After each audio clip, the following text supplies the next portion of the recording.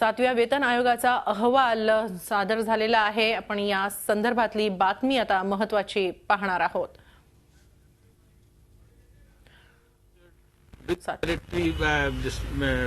Medical services will be governed by the CGHS, and CGHS will clear their bills without any agitation, because postal employees were greatly expressed their anguish on that part. Another thing which is more important and which is peculiar to this is the pension. The formulation of pension which I have given is one rank, one pension, to be applicable to civilian also and paramilitary forces also, and to the armed forces also. My principle of pension is this only, that today if a man retires, he must get same pension as a person who retired 10 years or 20 years back. In the pay matrix, a simple thing has been worked out, that person who has retired as a UDC, he will find his place minimum in the present matrix, and how many years increment he has done, that will be calculated, and 50% of that he will get in the pension. Same formulation has been given for the defense forces also.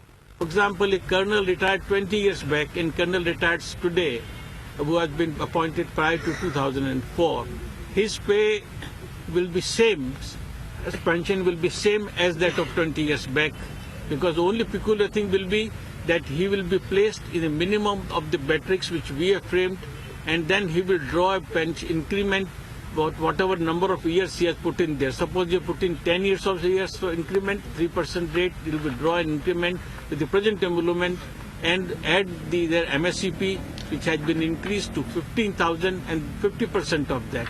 That will be equity, where everybody will know where they stand, and there will be no difficulty in knowing their position.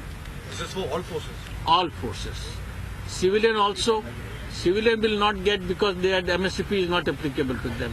Otherwise, all civilian will get same pension. If an office superintendent retired 10 years back, the officer retired today also, same payment. And central paramilitary forces? Same paramilitary forces.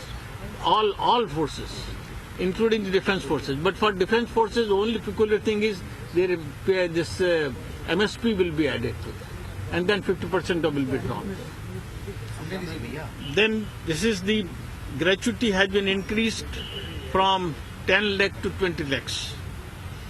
And other benefits, disability pension, etc. will be also there. Ex gratia payment will be equally applicable. All police force, all paramilitary force, if they dies in the operation, they will get the martyr status without any difficulty. Then they will also get all other benefits which are being made applicable to the defense forces, except two which I pointed out.